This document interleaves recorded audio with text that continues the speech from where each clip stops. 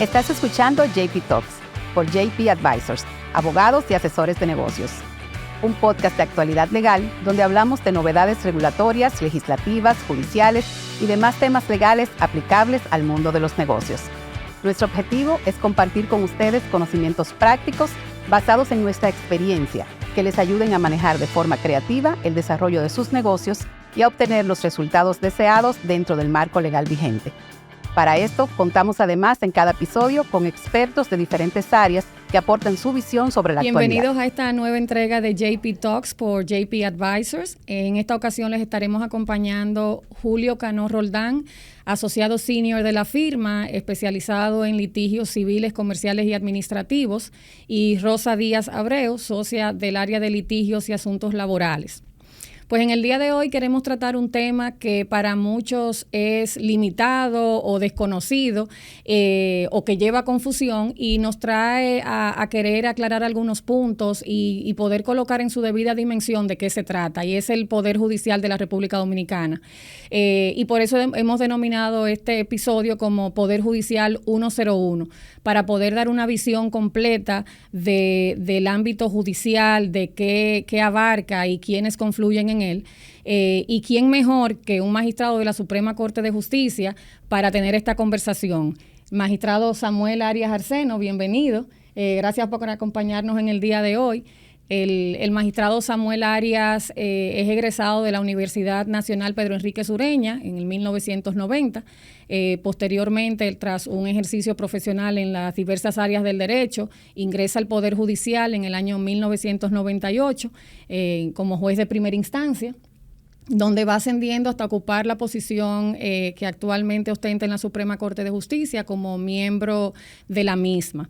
El magistrado Samuel Arias tiene más de 20 años como catedrático universitario, tanto a nivel de grado como de posgrado. Ha sido director de la carrera de Derecho de la Pontificia Universidad Católica Madre y Maestra, y en adición a eso, como parte de su educación continua, ha desarrollado maestría en solución alternativa de controversias en la Universidad Oberta de Cataluña, y actualmente cursa un doctorado próximo a concluir en la Pontificia Universidad Católica Madre y Maestra y la Universidad El Externado de Colombia. Y nada, le damos la bienvenida y agradecemos muchísimo su participación hoy aquí. Gracias, Lisa. Para mí un honor estar con dos exalumnos míos. Caramba, muchas gracias. Así es, pero hace poquitos años de eso. Sí, muy poco. Bueno, hoy queríamos, ya entrando quizás un poquito en materia, hablar un poco sobre el Poder Judicial, como decía en un inicio. Muchas veces se entiende que el Poder Judicial es lo penal, que es con lo que tenemos mayor exposición día a día en la prensa, a través de diferentes medios que recibimos, y que todo se centra en la Suprema, que es casi hasta un término medio jurídico, genérico. Pero no es así, es mucho más de ahí, está compuesto por múltiples materias que es importante que se conozcan, que se sepa que se tienen acceso a ellas, cuáles son los actores principales y cómo opera este mecanismo en el contexto de lo que sería una acción judicial, que viene siendo el interés práctico de este tema para nuestra audiencia. Y sin más, pues entrando en materia, ¿qué es el Poder Judicial? Bueno, gracias por la invitación. Tal vez empezar diciendo que como Constitución del Estado vamos a tener tres poderes del Estado. Un poder legislativo, encargado de representar, el más representativo de todos los poderes, ¿no verdad? Y que dicta lo que son las leyes. Un ejecutivo que se va a encargar de organizar lo que es la estructura estatal.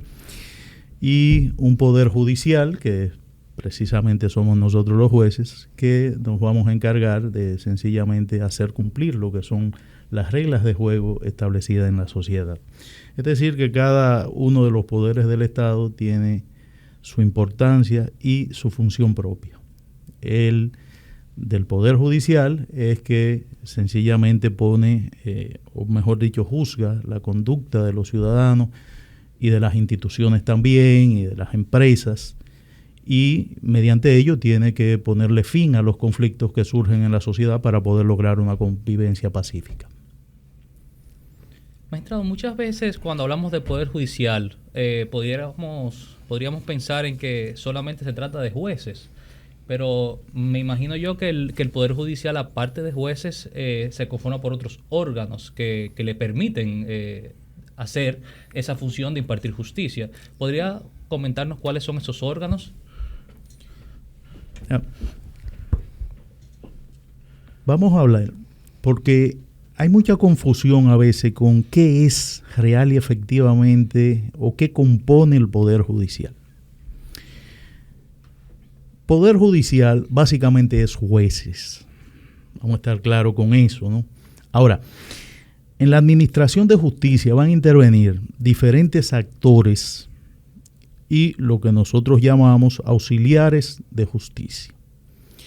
Entre los auxiliares de justicia hay un actor que regularmente es el que se confunde con la justicia, el que más se confunde con la justicia, que es el Ministerio Público. Pero Ministerio Público es un auxiliar de justicia. También vamos a tener los abogados, vamos a tener los alguaciles, la secretaria, cada uno con funciones propias dentro del Poder Judicial. Pero todos ellos lo que sirven es para colaborar con el juez en la administración de justicia. Por eso se le llaman auxiliares de justicia. Okay. Y en el ejercicio de esa función jurisdiccional, los jueces de impartir justicia, ¿existen diferentes tipos de tribunales? ¿Son todos los tribunales iguales? ¿Cómo se divide el sistema de justicia aquí en la República Dominicana? Fíjate, nosotros vamos a tener desde los órganos más inferiores del Poder Judicial, que son los juzgados de paz. Es el órgano que se supone que está más cercano a lo que es el pueblo y diseminado en todo el territorio nacional. El equivalente para el establecimiento de un juzgado de paz es un municipio. Y a veces distritos municipales también necesitan tener un juzgado de paz. No solamente se limita a municipios, sino también distritos municipales que se supone son más pequeños que los municipios, también ameritan la creación de un juzgado de paz. Y ese es el primer estamento. Luego viene el juzgado de primera instancia, que aproximadamente podemos decir que su competencia territorial abarcaría lo que es una provincia. Y después vienen las cortes de apelación, y su jurisdicción abarcaría varios juzgados de primera instancia. Y por último, vamos a tener a la Suprema Corte de Justicia con competencia a nivel nacional. O sea, vamos a tener primeramente el más bajo sería el juzgado de paz, juzgado de primera instancia y sus equivalentes, cortes de apelación y sus equivalentes, y después entonces la Suprema Corte de Justicia. Okay. Y usted ha mencionado diferentes tipos de tribunales. Indicaba que en los casos de los juzgados de paz se encuentran dependiendo de la demarcación de su competencia, ¿verdad? De acuerdo a los distritos municipales y los municipios. Pero a veces nosotros andamos en la calle, por ejemplo, bajamos la avenida Jiménez Moya y vemos un edificio que dice Suprema Corte de Justicia. Detrás del Congreso está el Palacio de las Cortes. A veces tal vez no sabemos dónde están los tribunales. Los tribunales están en el mismo sitio, están en lugares diferentes. Eso se debe, como usted decía, a un mandato legal, a la práctica. ¿Cómo sabemos dónde están cada uno de los tribunales? Bueno, fíjate, en el caso de los juzgados de paz, están en la cabecera de los municipios. Y por eso es el organismo que está más cercano al ciudadano común en la administración de justicia. Es muy difícil establecer dónde va a estar cada juzgado. Pero, lógicamente, después, en el municipio cabecera de cada provincia, vamos a tener el juzgado de primera instancia. Que pudiera coincidir en un mismo edificio lo que es un juzgado de paz y un juzgado de primera instancia, perfectamente posible. De hecho, aquí en la feria, en el edificio de las Cortes, tenemos juzgados de primera instancia ahí y tenemos las Cortes de apelación. O sea que básicamente, en cuanto a territorio, lo que no va a estar nunca juntos son los juzgados de paz. porque se supone que están en los diferentes municipios. Sí. Okay. De acuerdo. Magistrado, usted mencionó hace un rato que, en simples palabras, Poder Judicial son los jueces. Uh-huh. Ahora, me surge una inquietud. ¿Cómo se designa un juez? ¿Cómo se elige una persona para ser juez? ¿Esa persona es formada? ¿Esa persona es evaluada? ¿Qué tipo de carrera hacen los jueces? Mira qué interesante pregunta, porque ahorita cuando hablaba de los escalafones, ¿no? Hablaba de los juzgados de paz hasta la Suprema Corte de Justicia. Hay algo bien curioso hoy en día en el Poder Judicial. Tú o entras por el estamento más bajo o entras por el estamento más alto. No, nadie llega al Poder Judicial directamente a primera instancia ni a Corte de Apelación. O tú entraste como juez de paz o tú entraste como juez de la Suprema Corte de Justicia. Vámonos primero con el juez de paz. Para ser juez de paz hoy en día, usted tiene que concursar para ser juez de paz, terminar su capacitación como aspirante a juez de paz en la Escuela Nacional de la Judicatura. Y una vez habilitado, entonces ya empieza a llenar las vacantes de juez de paz que hay en todo el territorio nacional. Usted puede estudiar aquí, vivir aquí, pero de buenas a primeras participa como juez de paz y a usted se le va a asignar el juzgado de paz de la otra banda, por ejemplo, por citar un municipio. Entonces, usted va a tener que mudarse en esa zona a administrar justicia. Entonces, eso es en cuanto a juez de paz se refiere. Ahora bien, en la Suprema Corte de Justicia hay una cuota para jueces de carrera, que es el 75%, y un 25% queda reservado a la consideración del Consejo Nacional de la Magistratura.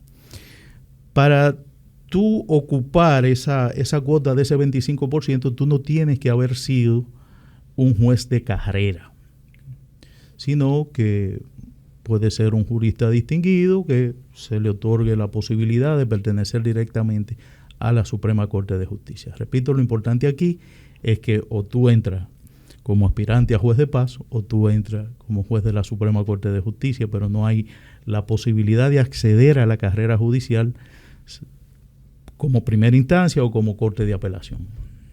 Okay. Eso quiere decir que de una forma u otra hay una evaluación sobre los criterios para poder acceder. O sea, no es cualquiera que puede ser juez. No, lógicamente que no. Nosotros hemos evolucionado bastante en lo que es la carrera judicial. Antes eran designados por el Senado de la República Dominicana los jueces y hemos avanzado ya bastante en todo lo que es ese proceso. Un concurso de oposición que se debe de pasar. A veces hay miles de personas participando y los que logran pasar no llegan ni a 100. O sea, eso ha sucedido en algunas ocasiones.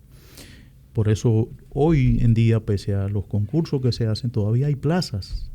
Todavía quedan plazas que no han sido llenadas. Pero es casi el que logra entrar y el que se capacita como juez de paz, eso equivale, y creo que así mismo lo consignó el MESI, como si usted había hecho una maestría. Y sobre todo por la experiencia que se va adquiriendo. Yo diría que tiene una categoría hasta mayor.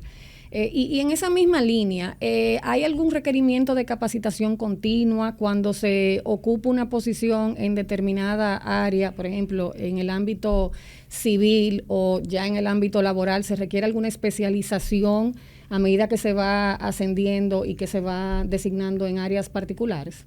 Ahí se liga lo que es la evaluación de desempeño, porque básicamente tú no puedes obligar al juez a que vaya a la Escuela Nacional de la Judicatura, pero lógicamente eso se refleja en su evaluación de desempeño. O sea, qué tan al día tú estás, y la escuela proporciona cursos de todo tipo y en todas las áreas que permiten precisamente a los jueces de paz mantenerse al día sobre las áreas propias de su competencia. O sea, ciertamente no se le obliga a nadie, pero tú sabes que tiene menos puntos en la medida que tú no te capacitas para estar actualizado en los temas de tu interés. Y lo mismo ocurre ya con los jueces de primera instancia y los jueces de corte, el mismo tratamiento. Sí, pero hasta allí, ya a nivel de la Suprema Corte de Justicia, pues como hay un ingrediente de una matrícula de un 25% que no pertenecen a carrera judicial, pues yo diría que lamentablemente yo creo que la carrera judicial termina en la Corte de Apelación. Okay. Ok. No sé si tiene otra pregunta en esta misma línea. No. Y, magistrado, usted hablaba de diferentes tribunales, comentó juez de paz, primera instancia, Corte de Apelación y Suprema Corte de Justicia. Pero me surge la duda, ¿esos tribunales conocen todo lo mismo? Algunos conocen materia penal, por ejemplo, algunos conocen materia civil. ¿Qué tipo de casos conocen esos tribunales? Ok, yeah. Vamos a ver si ustedes me recuerdan de las aulas universitarias. Y esto es muy importante porque es precisamente parte de lo que queremos como llevar a la audiencia, cuáles son las áreas, que son varias y son todas relevantes y tienen su espacio, y que conozcan un poco de por lo menos en resumido aquí, qué podemos encontrar en los tribunales. Ok, bien. Lo primero es que para cada provincia vamos a tener un juzgado de primera instancia, que en principio va a conocer de todas las materias que se establezcan para los juzgados de primera instancia, igual que los juzgados de paz en los municipios, aunque ya tenemos juzgados de paz que son especializados, como los municipales o los de tránsito, que van a conocer según o asuntos municipales o asuntos de tránsito. Esos son los juzgados de paz especializados. Igual en primera instancia, se supone que en principio tenemos un solo juzgado de primera instancia, pero puede estar dividido en cámaras, atendiendo a cámara penal, cámara civil. Pero también hay otras esferas que son más especializadas, como serían todo lo que es laboral, y lo que es niños, niñas y adolescentes. Entonces, la ley establece cuál es la competencia, qué puede conocer cada uno de los tribunales. Cuando la ley no le atribuye a ningún tribunal específicamente que debe de conocer algo, lo conoce el juzgado de primera instancia. Y en atribuciones civiles, porque incluso la materia penal queda estrictamente limitada a lo que son las infracciones penales. O sea que el derecho común, como se le conoce, está precisamente en el juzgado de primera instancia. Entonces, el abanico es bastante amplio de los aspectos que puedan interesar: materia civil, materia comercial, materia de familia, niños, niñas y adolescentes, laboral. Tierras. Tierras también, sí, la jurisdicción original en tierra. O sea, atendiendo a las materias específicamente, pues asimismo la ley ha establecido algunos tribunales que son especializados para esas áreas. La ventaja del que empieza como juez de paz es que tiene que conocer todas las materias para ir ascendiendo, porque no sabe dónde le va a tocar. Se abrió una vacante y tú estás en el escalafón para subir a tierra. Tuviste que tener en tu formación los aspectos relativos a tierra también. Y ya ahí dentro de esa, vamos a decir, de esa gran explicación que usted ha dado, imaginemos que una persona tiene la necesidad de acudir a un tribunal. Imaginemos la esfera de lo civil. Una persona necesita hacer una reclamación porque le deben dinero. Vendió un producto, el comprador no le ha pagado y necesita recuperar ese dinero.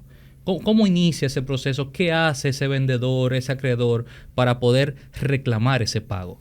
Bien, lo primero es que no debemos de perder de vista que el área civil necesita necesariamente del Ministerio de Abogados. O sea, tú no puedes ir a la justicia si no es representado a través de un abogado.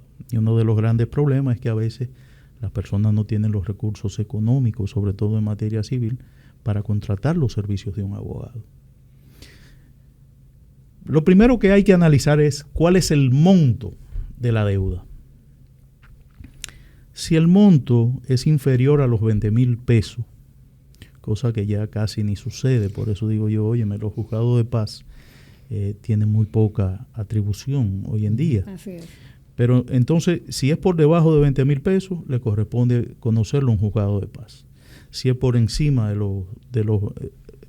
algunas áreas, independientemente le corresponde, por ejemplo, las ejecuciones de la ley 6186 le va a corresponder al juzgado de paz independientemente del monto, pero en materia personal básicamente no puede exceder los 20,000 pesos.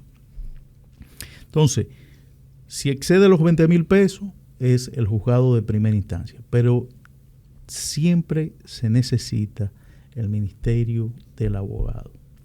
Así que una persona que quiera cobrar, lo primero que tiene que sentarse con su abogado, buscar un abogado que lo represente y pactar con él cuáles van a ser los beneficios económicos, básicamente. Regularmente lo que se suscribe es un contrato de quota litis, mediante el cual el abogado se compromete a realizar todas las acciones para el cobro y a cambio un porcentaje que no debe de exceder el 30%, pues le corresponde al abogado de lo que cobre. Después que está en manos del abogado, el asunto necesariamente se torna totalmente técnico.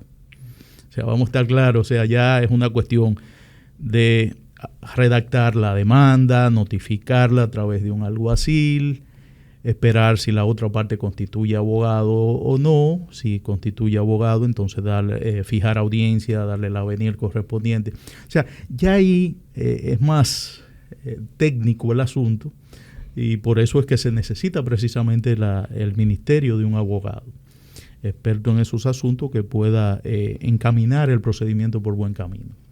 Pero hasta donde la parte concierne, no le queda de otra. Hay que buscar un abogado. Y yo le agrego, búsquese uno de confianza.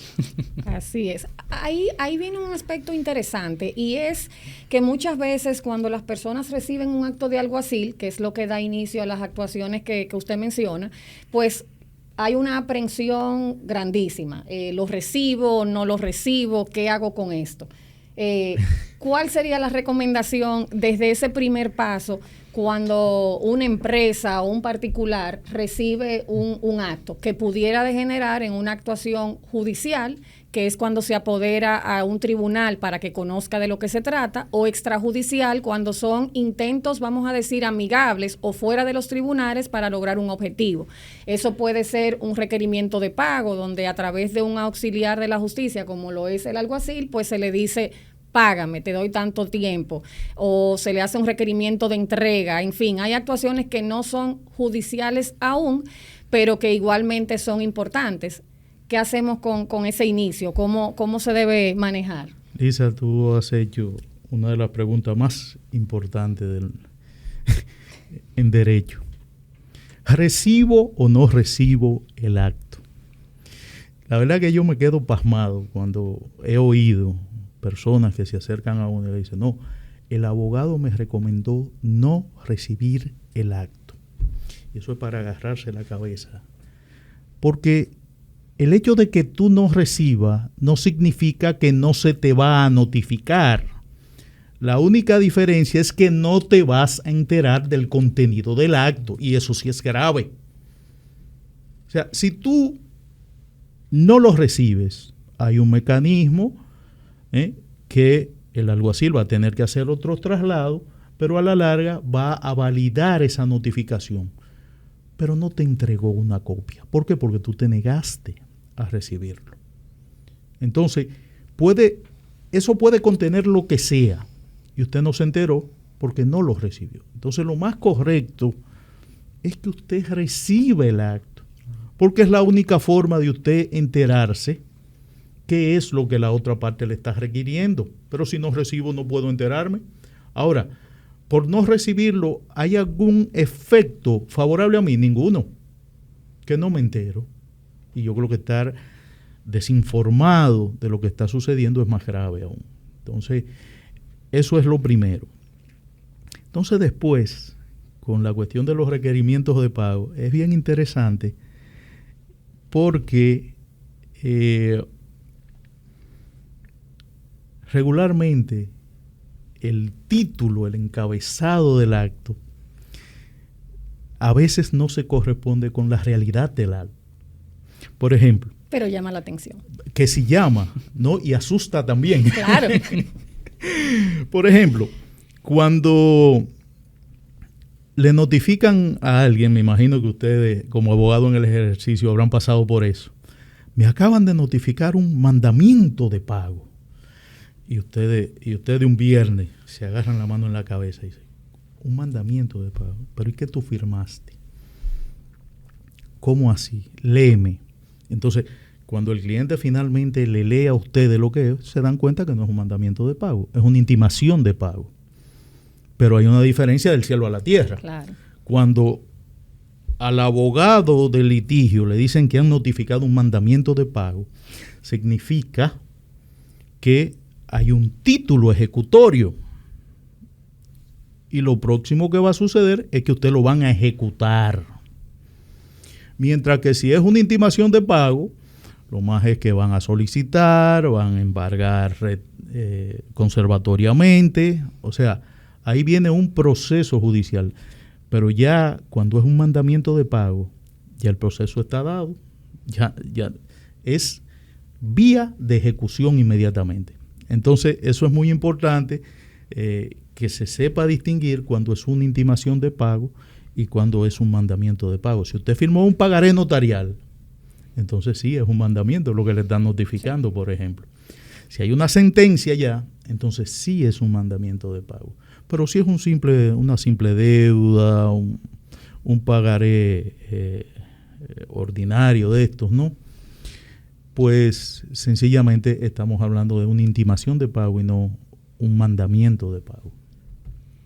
Magistrado, y en ese mismo tenor, yo quisiera saber qué tipo de prueba esa persona que dice me adeudan dinero puede llevar a un tribunal. Y tal vez irnos un poquito más lejos. Vamos a imaginarnos que en la informalidad no hay una prueba en físico formal, sino que hay mensajes intercambiados por WhatsApp, por ejemplo. ¿Eso es válido? ¿Cómo puedo probar yo la existencia de ese crédito? Fíjate, nosotros todavía, sobre todo en materia civil y comercial hay libertad de prueba, pero en materia civil estamos todavía muy atrás con los aspectos de monto. Ahorita hablaba de la competencia de un juzgado de paz en 20,000 pesos. Bueno, en materia civil, toda deuda que exceda los 30 pesos, tiene que ser probado por un escrito. Todavía hoy en día, ¿no? Uh-huh. Ahí lo tenemos. Artículo 1315 del Código Civil. Pero imagínense, esta dinámica hoy en día, ¿qué no excede 30 pesos hoy en día? Entonces estamos bastante atrasados, ¿no? en cuanto a ese monto. Pero tú hablabas de algo interesante. ¿Para qué me puede servir el WhatsApp, por lo menos en materia civil?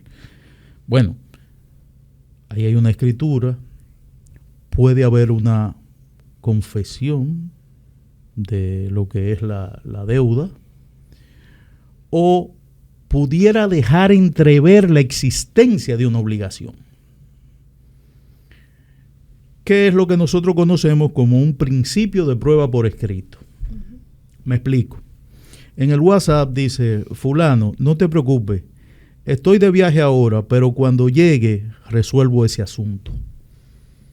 No te está diciendo que debe, ni mucho menos, pero de ahí tú pudieras colegir y mediante otro medio de prueba, tú pudieras establecer que existe real y efectivamente una deuda. ¿Cómo? Bueno, ahí tú agregas una comparecencia personal de parte, un informativo testimonial, por ejemplo, porque ya tú tienes el principio de prueba por escrito. ¿A qué usted se refería, por ejemplo? Es la pregunta del millón cuando usted decía que cuando regresara iba a resolver el asunto. Entonces, es un principio de prueba, no es propiamente una prueba. Usted no puede presentar eso en un tribunal y que el juez le diga, sí, aquí está la prueba de la obligación. No, pero hay un principio de que sí, de que es posible complementarlo con otro medio de prueba y entonces sí establecer lo que es la obligación. Eso nos lleva justo a ese punto. Menciona otros medios de prueba. ¿Qué tipo de pruebas pueden ser presentadas aparte de esa prueba escrita? Mencionaba la comparecencia personal. ¿Quiénes son los que pueden comparecer personalmente? Testigos. Pregunta también muy frecuente. ¿Estoy obligada a comparecer como testigos? A ver si nos puede llevar un poquito en eso, hacer la distinción entre una materia y otra. Bien, en materia civil vamos a tener la prueba por escrito, que ya le dije cómo funciona, lo de las obligaciones por encima de los 30 pesos. Vamos a tener la comparecencia personal de las partes, que es el mecanismo mediante el cual se quiere lograr la confesión judicial. Eso es la comparecencia personal. Usted va y declara, el otro declara, y por lo tanto es una prueba en cierto punto débil, a menos que no se produzca real y efectivamente la confesión.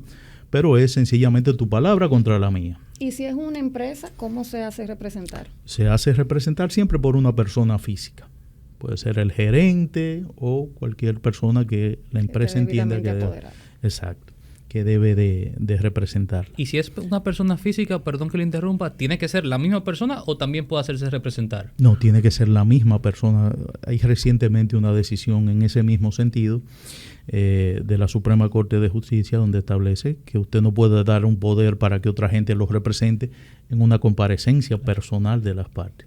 Entonces, son muchas cosas a tomar en consideración durante el desarrollo de una comparecencia. Es incluso hasta deducir de las preguntas que se le formule a una parte si miente o no miente, o sea, todas esas cosas, aun cuando es cuestionado mucho en materia civil, puede el juez tomarla en consideración a la hora de administrar la justicia correspondiente. Después tenemos los testigos. Y un testigo, decía un autor, que los testigos son los ojos y los oídos de la justicia. Es aquel que tiene el conocimiento de una situación y va a manifestarla. Y ahí tiene que tomar juramento de decir la verdad. Eso es lo que lo hace real y efectivamente un testigo, que tomó juramento de decir la verdad. Si no lo hace, ¿puede declarar? Sí, puede declarar, pero como un simple informante. Hay gente que, por ejemplo, por motivos religiosos no pueden tomar juramento y pueden declarar, sí declaran, pero como simple informante y no como testigo. Por lo tanto, un testigo sí puede incurrir en una infracción que se llama falso juramento, el perjurio, pero el simple informante no, porque no tomó juramento.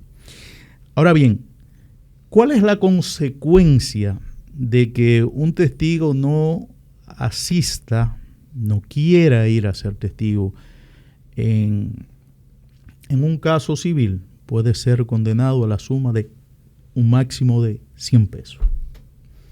Es la única consecuencia. Se lo va a pensar. En cambio, en materia penal, sí usted tiene que ir o ir. Y ahí el asunto es diferente, porque se le pudiera ordenar una conducencia o lo que sea, porque usted sí debe de ir. Pero en materia civil la consecuencia, la máxima consecuencia, porque pudieran condenarte nada más 50 pesos, pero la máxima es que llega a 100. A mí me surge una inquietud, porque me resultó sumamente interesante lo que usted mencionaba de los mensajes vía esas aplicaciones de los teléfonos inteligentes. ¿Cómo una parte hace valer ese mensaje? ¿Entrega el celular al tribunal? ¿El celular se queda en el tribunal? ¿Hay alguna forma? ¿Hay alguna institución que autentica eso? ¿Cómo se lleva esa prueba? Depende de cuál sea, porque vuelvo y te digo, puede servir como un complemento a la prueba, porque hay entidades que están encargadas de certificación, pero ya eso es una prueba mucho más formal. Okay. Ahora, cuando estamos hablando del simple WhatsApp, regularmente lo que se imprime es la conversación y se contrasta con otros tipos de pruebas. Pero si está las entidades, por ejemplo, que te certifican la firma digital y esas cosas, pero y eso es una prueba mucho más formal y está establecida en la ley. Entonces, cuando la Suprema le ha dado validez a estos aspectos del WhatsApp, es porque no está regulado, pero entiende que sí, que puede a través de una conversación de estos retenerse algunos datos importantes a la hora de hacer pruebas. De acuerdo. Igualmente, cuando quieren probarse temas que son más técnicos, más especializados, ¿hay alguna otra figura de la que puedan auxiliarse las partes para poder hacer esa prueba y que no se entienda que es solo la palabra de la parte que quiere invocarlo? Me quedé, mencioné la comparecencia, mencioné el informativo testimonial, la prueba documental, pero muy importante es el peritaje. Hay aspectos técnicos que necesariamente obligan a un juez, a un tribunal, a auxiliarse de personas que sepan de esos aspectos técnicos. Se dice una mentira grandísima, que el juez es perito de perito. Eso es mentira. O sea, los conocimientos de un juez son limitados. O sea, un experticio contable, por ejemplo, que coincida que el juez es contable, bueno, una maravilla, perfecto, pero por lo general eso no es así, y por lo tanto algún experto debe de pasarle la información digerible a un juez para que éste pueda administrar justicia. Pero eso de que el juez es perito de perito, no, eso los técnicos tienen la posibilidad de orientar, de ser auxiliares también de justicia y colaborar con el juez cuando vaya a administrarla. Interesante. Y una vez ya que estamos frente a una demanda que se ha ido a las audiencias, se han presentado los medios de prueba del lugar, ya sea que haya ido un representante de la empresa, de ser una empresa o la parte, se han presentado los testigos, en fin, se ha agotado toda esa fase de presentación de pruebas. Las partes ya cae el proceso en la parte, vamos a decir, en que queda pendiente de decisión por parte del tribunal. ¿Qué pasa a partir de ahí? Cuando el tribunal emite esa decisión, o como se le llama sentencia, ¿qué sucede a partir de ese momento? Ok, fíjate, ahí es bueno establecer que hay diferentes sanciones, y esto lo va a ayudar mucho a ustedes, los abogados, con lo que voy a decir. Fíjense, una cosa, sobre todo en materia civil, es la impulsión del proceso y las sanciones que tiene el hecho de que no se impulse el proceso. Por ejemplo, nosotros tenemos la perención de instancia como una sanción. Si un expediente duró 3 años sin actividad, pues sencillamente se puede solicitar la perención. No es automático, hay que solicitarla todavía en materia civil. Pero es importante establecer hasta dónde llega la actividad de la parte y dónde empieza la responsabilidad del tribunal para decidir. Entonces, eso tiene que ver con que el expediente quede en estado de recibir fallo. Es decir, que se vaya a una audiencia, la parte o las partes produzcan sus conclusiones, pasen los plazos para los escritos ampliatorios en materia civil y a partir de ahí es que empieza la responsabilidad del juez para decidir, que en materia civil y comercial es un máximo de 90 días el plazo. Claro, 90 días siempre y cuando no pueda justificar un exceso de trabajo, que casi siempre los tribunales de las grandes ciudades están sobrecargados y pueden justificar Ahora, es muy importante esto porque yo recuerdo como juez de primera instancia que una vez había una persona de Santiago que quería verme. Quiere hablar conmigo, lo recibo un día y yo notaba como esa frialdad y esa incomodidad de este señor, que yo vengo a solicitar el fallo de mi expediente y toda la cosa. Yo, no, vamos a averiguar dónde está. Me da los datos. ¿Y qué había sucedido en ese expediente? Una comunicación de documento y nadie había fijado audiencia después. Digo yo, pero es que esto no es responsabilidad mía, esto es responsabilidad de su abogado. Si él no fija audiencia y me pone en condiciones de yo decidir, yo no puedo decidir. Pero eso no lo entendía. Entonces el abogado le decía que estaba pendiente de fallo.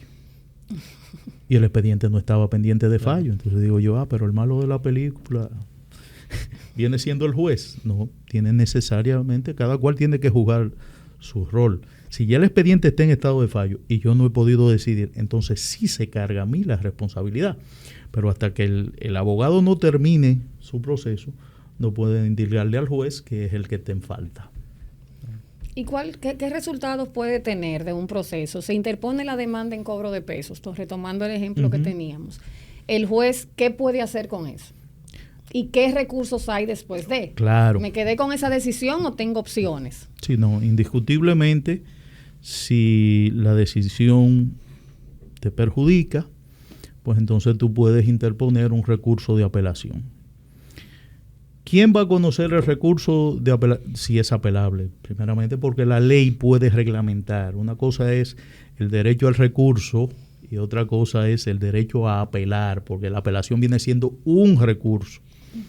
Pero cuando la Constitución habla del derecho al recurso, no es limitativo de la apelación, sino que se pueda recurrir la decisión.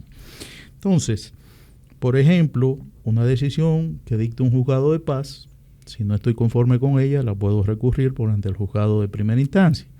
Si la dictó el juzgado de primera instancia, ante la Corte de Apelación.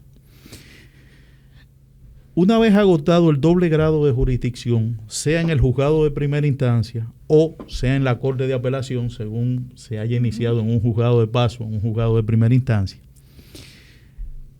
la parte interesada pudiera interponer el recurso de casación, pero ya eso no es un recurso ordinario, sino un recurso extraordinario que a partir de ahora, con esta nueva ley, se restringe más esas posibilidades. Ahora hay que demostrar un interés casacional.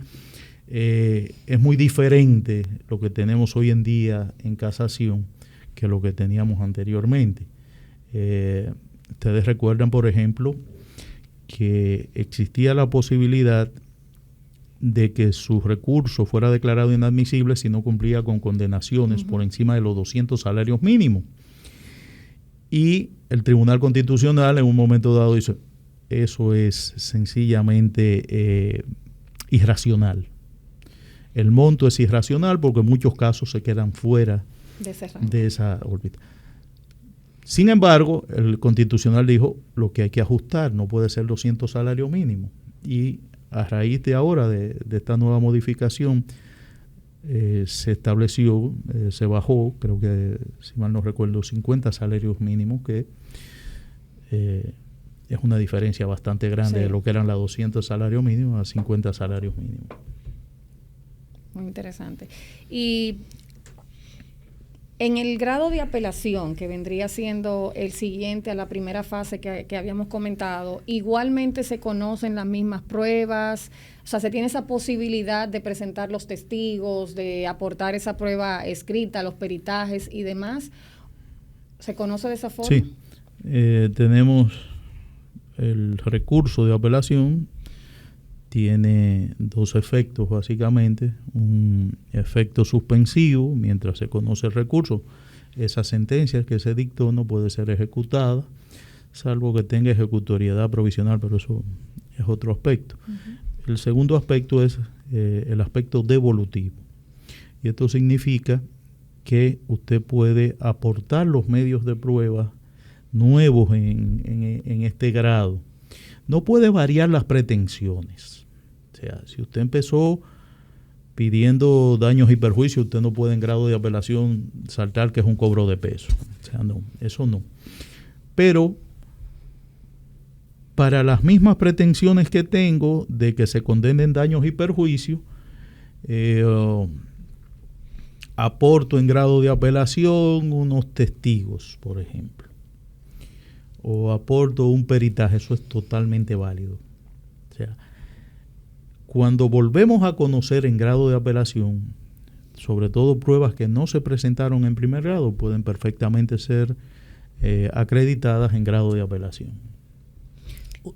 Usted mencionó que ese recurso tiene dos efectos, uno suspensivo y otro devolutivo. Pero yo he escuchado gente que dice, mira, yo no firmé nada, pero me embargaron las cuentas con una sentencia que yo apelé. ¿Eso es posible o eso no es posible? Totalmente posible. Claro que sí, claro que sí. Es que hay que diferenciar algo.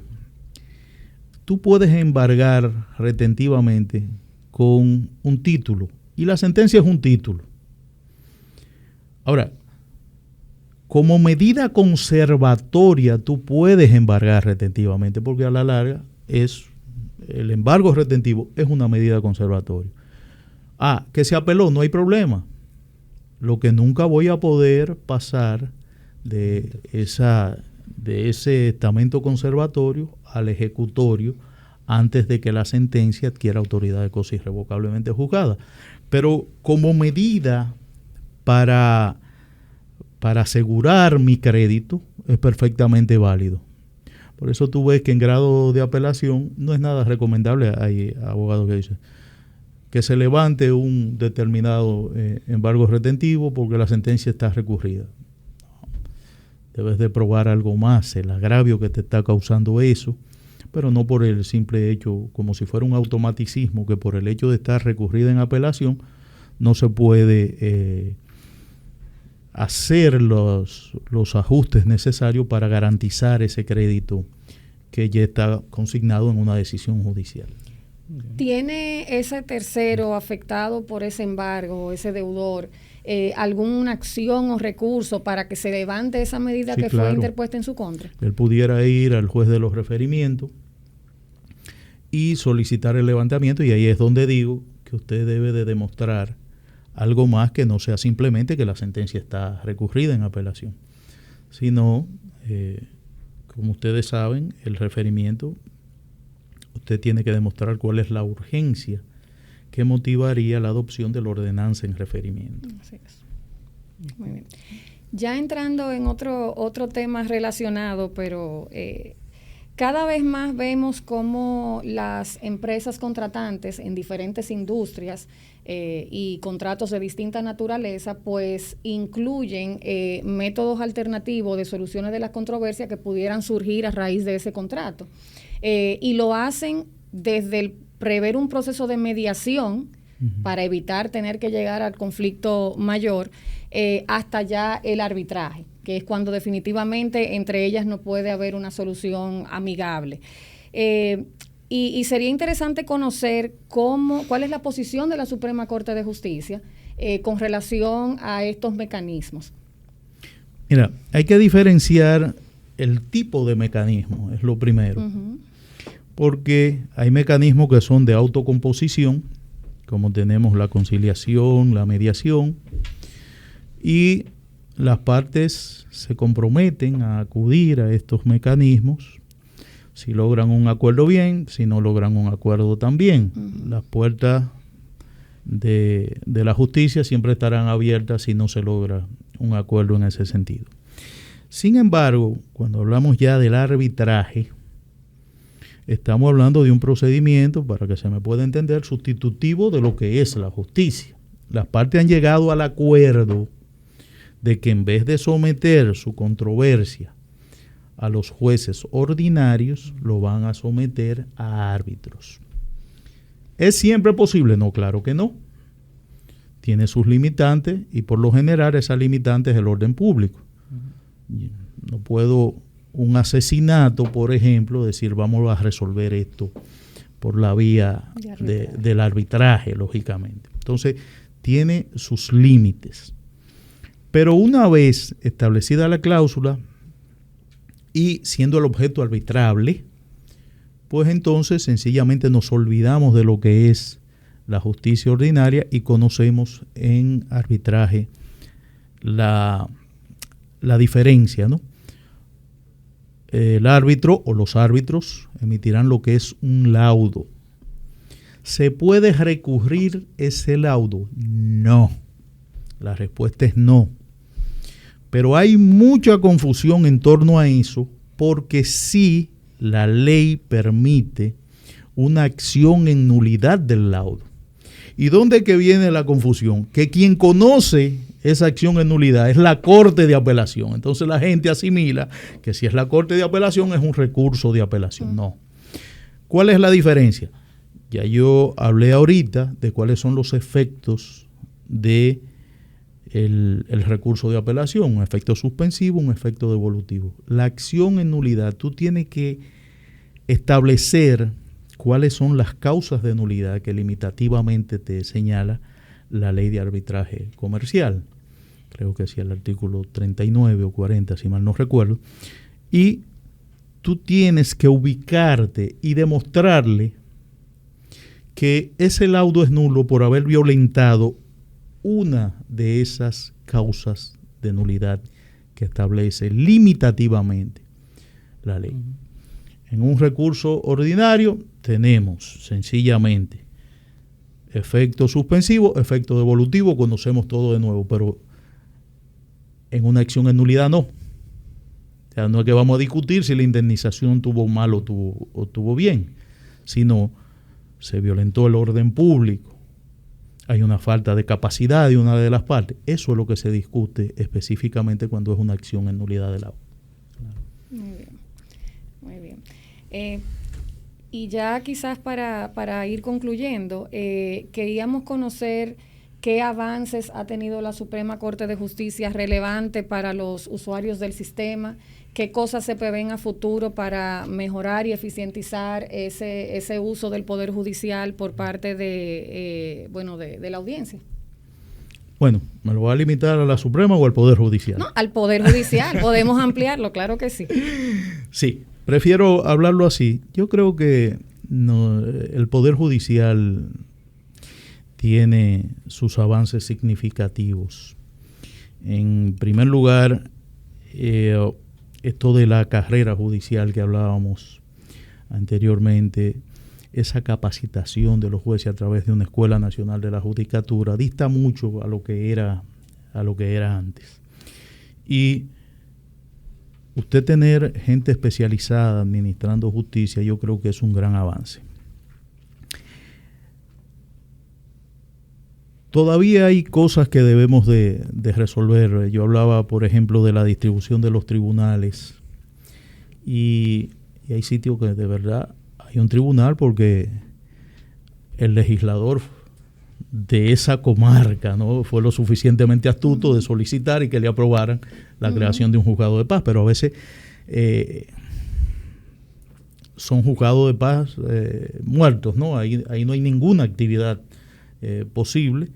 Lógicamente atendiendo al monto es una de las... Y a veces porque en realidad no existe tantos conflictos en esa área. Por primera vez la Suprema utilizó su iniciativa legislativa para someter al Congreso Nacional la ley de uso de medios digitales en el Poder Judicial. Y eso es bastante interesante, o sea, el hecho, porque ayuda, contribuye, siempre y cuando sea opcional y no obligatoria, siempre que sea así, pues contribuye a lo que es el acceso a justicia, sobre todo.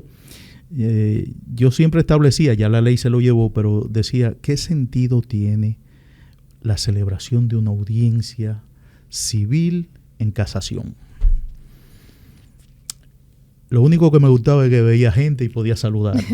Yo recuerdo, y perdón que lo interrumpa, algo que usted nos decía en clase. Decía, la mejor audiencia para un estudiante recién graduado estrenarse era en la Sala Civil de la Suprema Corte de Justicia. Sí. Porque no hay sorpresa. Definitivamente. Sí, lo recuerdo y lo decía. Señores, para usted estrenarse, increíblemente, como recién graduado, miren, mi primera audiencia, ojalá y sea en la Cámara Civil de la Suprema Corte de Justicia, porque ahí hay una ausencia total de sorpresa. Sumamente mecánico, gracias a Dios ya la nueva ley se llevó ese aspecto, ya no tenemos, excepcionalmente se celebrarán audiencias, pero ya no es obligatorio. Entonces, yo siempre establecía desde antes de la ley que era interesante que se pudiera establecer, porque por ejemplo, un tribunal que tiene una jurisdicción nacional como la Suprema Corte de Justicia, a veces tú tenías que el abogado del recurrente venía de San Juan de la Maguana, pero el abogado del recurrido también venía de San Juan de la Maguana. Los dos a celebrar una audiencia aquí en Santo Domingo para después tener que irse para San Juan de la Maguana. O sea, ¿qué sentido tenía si tú podías ponerlo vía Zoom, vía Teams y celebrar esa audiencia y le evita que a la larga va a cargar más a los clientes, a los usuarios, porque el abogado le va a cobrar por eso, ¿no? Entonces, son aspectos que gracias a Dios quedaron consagrados en esa ley y que ayudarán a lo que es una justicia más ágil. El otro aspecto que quiero destacar es cómo el Poder Judicial, no en la medida deseable, pero sí hace sus pininos en lo que es la mediación. Nosotros tenemos ya desde hace un tiempo el Centro de Mediación Familiar, el CEMEFA, y ojalá poder replicar eso en muchos otros sitios, porque justicia no es necesariamente la imposición de una decisión judicial. No, ustedes como abogados habrán visto, no uno, no muchísimos casos en los cuales usted dice, wow, pero si a esta gente se le hubiera permitido hablar, aunque sea 10 minutos, esto no llega aquí. Yo llegué a ver casos que lo que tenía que pagarse en imprimir la sentencia era mucho más de lo que estaba envuelto en juego. Pero real lo estoy diciendo. En primera instancia yo llegué a ver casos así. Entonces, la justicia es brindarle también la posibilidad a las partes de que ellos lleguen a un acuerdo que no sea a través de una imposición de una sentencia, sino que las partes puedan decir, bueno, esto es lo que nos conviene, vamos a llegar a un acuerdo.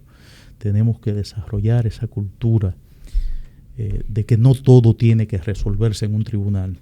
Hay muchísimas cosas que podemos resolverlo al margen de lo que es la justicia tradicional mediante una sentencia. Definitivamente. Esos métodos alternativos suelen ser en muchas ocasiones idóneos, no solamente en términos de tiempo, de inversión, sino también para reducir o eliminar la animadversión entre las partes. O sea que ahí estamos totalmente de acuerdo que ojalá y se fomenten más esos mecanismos y sobre todo de la mano de la misma Suprema Corte de Justicia.